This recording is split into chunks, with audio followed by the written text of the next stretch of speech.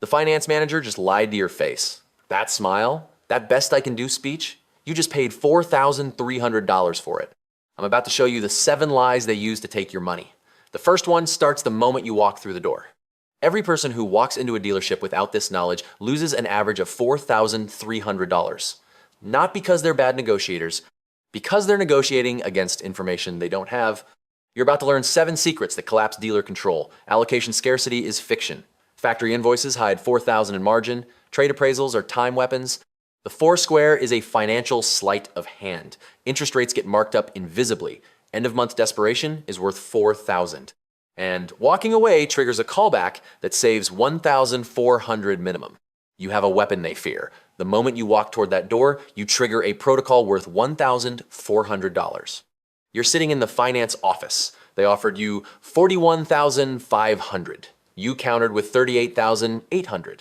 They came back with $40,200. You said $39,000. They said they can't do it. This is their absolute bottom. So you stand up.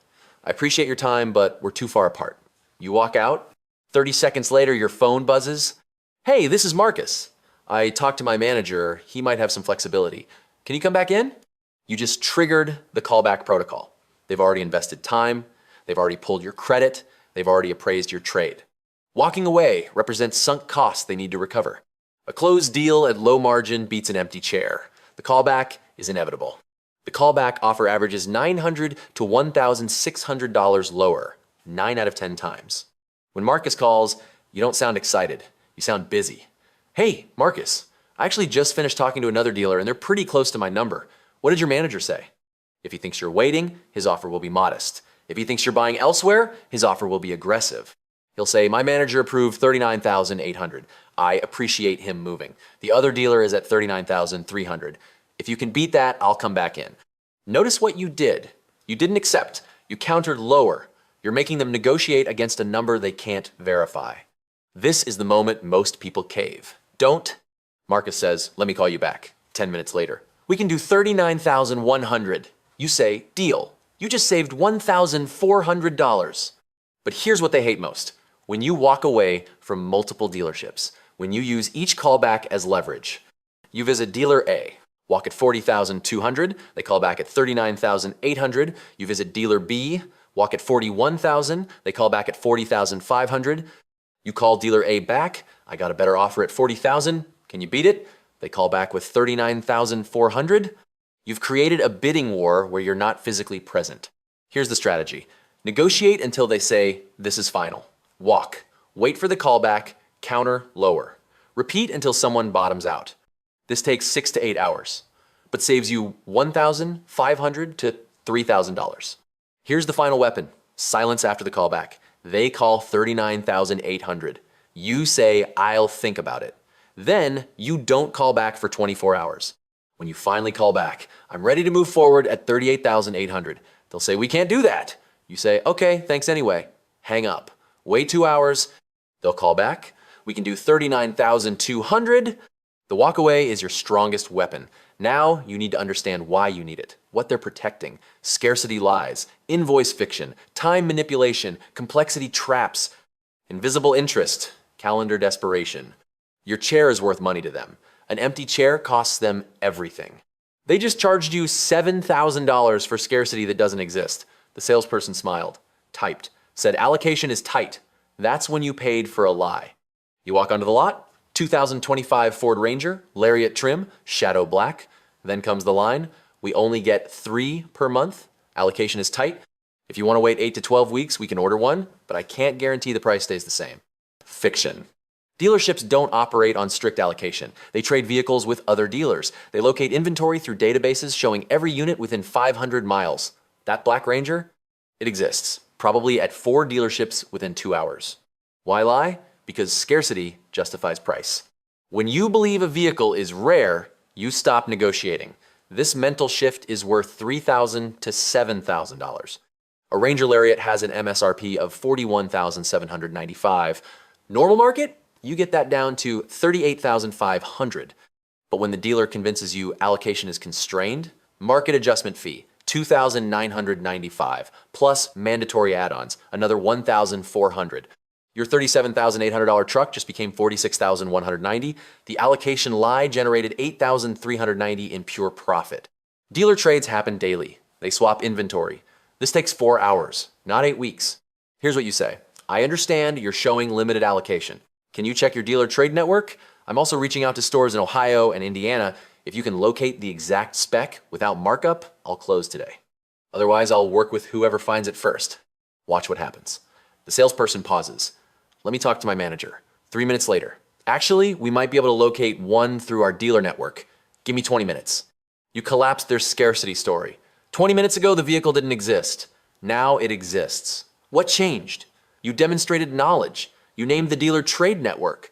You signaled you're willing to buy from a competitor.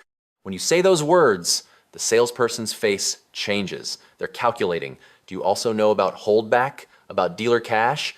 You just became expensive to deceive.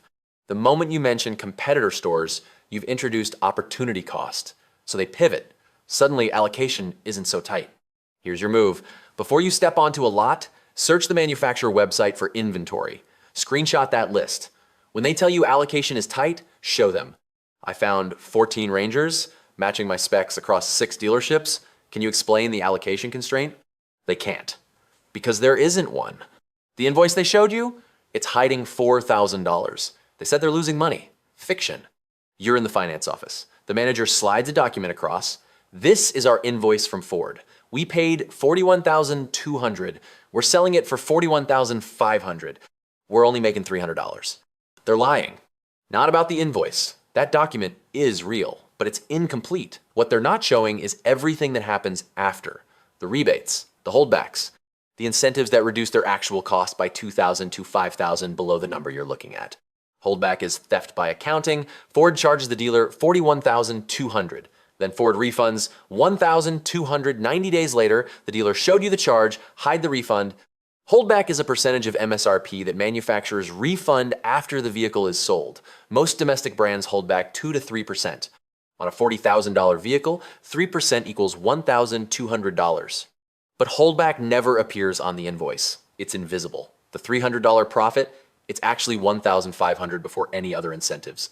Now, add dealer cash. If Ford needs to clear 2024 Rangers, they'll offer dealers $1,000 to $3,000 cash per unit. A dealer selling you a truck at invoice might be making $4,000 to $6,000 after all manufacturer money clears. Here's what you say. Can you also show me the current dealer cash incentives and holdback percentage? Most managers will say they don't have access. False. They have it. They're refusing to share. So you escalate. No problem. I'll call Ford's customer service and ask them to email me the current dealer incentive sheet. Should I do that now, or would you prefer to just tell me? This is a power move. You're signaling that opacity is a deal breaker. Here's the real math. Invoice shows $41,200, holdback is $1,290, dealer cash is $1,500, volume bonus is $500. True cost, $37,910. You're negotiating a vehicle they paid $37,910 for, not $41,200. That's a $3,290 difference. An informed negotiator says this: I understand your invoice is $41,200. I also understand holdback is approximately $1,300, and dealer incentives are at least $1,500. That puts your true cost around $38,400. I'm offering $39,200 out the door. That's $800 in profit plus back-end bonuses. They can't say no to math. When you negotiate from true cost instead of invoice, you're compressing their margin from $3,000 to $1,000. That's $2,000 back in your account. You just lost $2,100 to time exhaustion. They took your keys 30 minutes ago. The keys haven't returned. This isn't inefficient. This is strategy. You drive onto the lot in your 2022 Honda Civic. Clean title, 47,000 miles. You know what it's worth. The salesperson asks if you have a trade. You say yes. They ask for your keys. We'll get it appraised while we talk. That's when the clock starts. 45 minutes later, your keys come back. We can offer you $8,500. You know it's worth $11,000. Let me see what I can do. Take your keys again. 15 minutes. Returns $8,900. The appraisal takes 7 minutes. 3 minutes to walk around, 2 minutes to scan the VIN, 2 minutes to assess the interior, 7 minutes total. Everything beyond that is theater designed to increase your time investment. The longer you sit, the more committed you become. Humans hate wasted time more than losing money. Dealers weaponize this. Before handing over keys, you set a deadline. I need my keys back in 10 minutes, regardless of whether the appraisal is complete. I have another appointment. When minute 11 arrives and your keys haven't returned, you stand up, walk to the back, find the manager. I need my keys now. Watch what happens. Suddenly, the appraisal is done. What took 45 minutes now takes 30 seconds. Why? Because the delay was never about thoroughness, it was about control. But the appraisal game has a second layer, the lowball offer. $8,500 for a vehicle worth $11,000. This isn't an honest mistake, it's an anchoring tactic. But here's what they hate most. When you walk in with competing offers, Carvana, CarMax, Vroom, you can generate 3 offers in 30 minutes. When the used car manager offers $8,500, you slide 3 pieces of paper across showing $10,800, $11,100, and $10,600. Then you say this: I have standing offers for my trade. You need to beat the highest one by $500, or I'm selling it separately and buying your vehicle with cash I already have. This is a nuclear option. You've eliminated their trade profit center. Beat $11,600 or lose both the trade profit and the psychological leverage. You've compressed their trade margin from $2,500 down to 0. You're about to lose $5,000 while thinking you won. They drew a box. 4 squares, your trade value, their vehicle price, your down payment, your monthly payment. You're sitting across from the desk manager. They pull out a blank sheet, draw a large box, divide it into 4 squares. First square, their vehicle. They write $42,000. Second square, your trade. They write $7,000. Third square, down payment. They write $5,000. Fourth square, monthly payment. They write $495. Does that monthly payment work? This is the trap. You're about to negotiate 4 variables without realizing 3 are connected through invisible math. You say $495 is too high. I was thinking $395. The manager nods. They erase the monthly payment. Write in $395. Then they erase the trade value. Change it from $7,000 to $6,000. You just lost $1,000 in trade value. You push back again. I really need to be at $350. The manager sighs. Erases the down payment. Changes $5,000 to $7,500. I can get you to $350 if you can do $7,500 down. Watch your monthly payment drop from $495 to $353. Feels like winning. Except you just paid $5,000 more in total cost. Original structure, 42,000 trucks minus 7,000 trade minus 5,000 down equals 30,000 financed. At 5.9% over 72 months, your total interest is $5,640. New structure, 42,000 trucks minus 6,000 trade minus 7,500 down equals 28,500 financed. But to hit $350 per month, they extended your term to 84 months. At 5.9%, your total interest is $7,158. You just paid $1,518 more in interest, you put down $2,500 more in cash, you lost $1,000 in trade value, total cost increase, $5,018. This is the 4 square trap. Complexity creates blindness. Here's what you say. I don't negotiate using the 4 square method. I need 4 separate conversations. First, the out-the-door price with every fee itemized.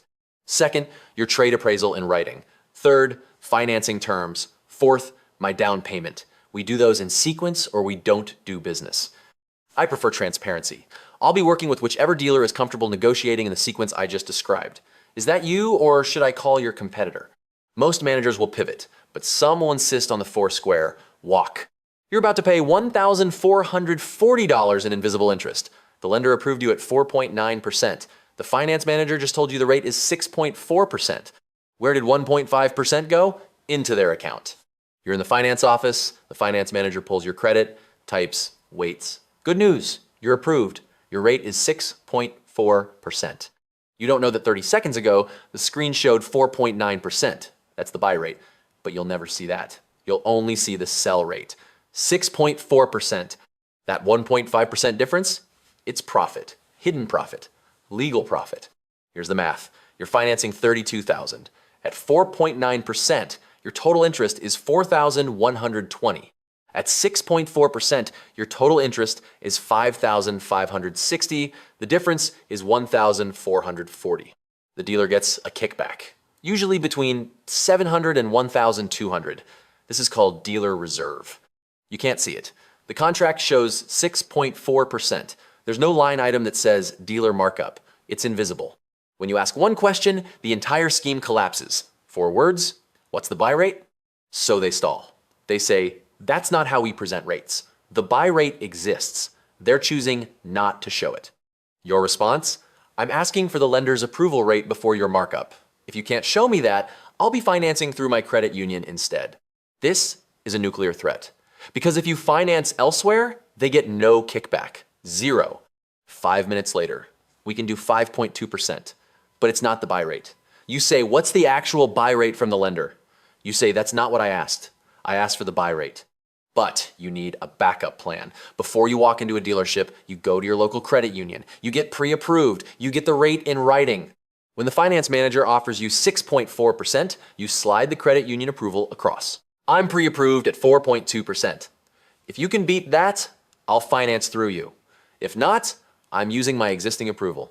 This is complete leverage reversal. You're showing them you don't need their financing. Now they have to compete. When properly motivated, they'll often beat your pre-approval. Because beating your pre-approval means earning a kickback. This eliminates information asymmetry. You know your pre-approved rate. You know they're going to mark it up. You know the buy rate exists. What's the buy rate? 4 words. $1,440 saved. That panic you see, it's worth $4,000 to you. It's the 28th of the month. The sales manager just walked past your salesperson's desk for the 3rd time. He's panicking. You walk onto the lot, the energy feels different, salespeople are huddled, managers are moving quickly, it's the last 3 days of the month, the quota deadline is approaching. Manufacturers pay volume bonuses to dealers who hit monthly targets. These bonuses dwarf per vehicle profit. A dealer might make $1,200 selling you a truck. But if your truck is unit number 100 and their quota is 100 units, they unlock a manufacturer bonus worth $50,000 to $250,000. Here's the number they'll never tell you. The bonus unlocked by your single purchase, $200,000. Sell 98 vehicles and earn standard compensation. Sell 100 and unlock a $2,000 per unit bonus. That's $200,000. Sell 110 and hit the next tier, $3,000 per unit. 300, $30,000. This is why end-of-month negotiations feel different. Your leverage is exponentially higher. You can see quota pressure. On the 10th, managers sit in offices. On the 28th, managers are on the floor constantly, pushing for closure. Here's what you say. I know today is the 27th, and you're likely tracking toward a quota deadline.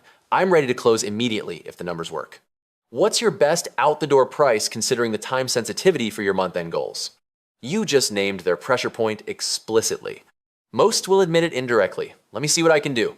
I might have more flexibility today. That's code for the manager is approving deals at lower margins to hit quota. But here's what they hate most, when you're willing to walk. Because walking on the 28th costs them more than walking on the 15th. If you walk on the 15th, they have 2 more weeks. If you walk on the 28th, they have 2 days. Here's the nuclear close. I have the same vehicle available at a dealer 2 hours away. I'm willing to buy here today, but only if your price reflects the value of a same-day close this late in the month. Do you want this sale, or should I make the drive? This is maximum pressure. But they'll still try to negotiate up. I can't go that low. What if I meet you halfway? You say no. I've given you my number. That's what I'm willing to pay for a same-day close. Otherwise, I'm driving 2 hours. Hold the line. Silence is your weapon. If they counter, you counter lower. I appreciate the effort, but I think we're too far apart. I'm going to head out. You stand up, start walking. Before you reach the door, someone will stop you. Wait, let me talk to my manager. They're not talking to their manager. They're calculating whether letting you walk costs them the quota bonus. In most cases, it does. So they come back with approval at your number or within 200 of it. The vehicle is the same. The price is $4,000 lower. The only difference is the calendar. Here's the timing intelligence. The last 3 days of the month equals maximum leverage. The last day of the quarter equals nuclear leverage. The last day of the year equals thermonuclear leverage. If you're buying a vehicle, buy it on one of those 3 deadline days. Same vehicle, different prices based purely on when you buy it. But you have to be willing to walk. The calendar isn't a decoration. It's a countdown to their bonus check. You're one of those 2 units. You just learned 7 secrets that collapse dealer control. Allocation scarcity is fiction. Factory invoices hide $4,000 in margin. Trade appraisals are time weapons.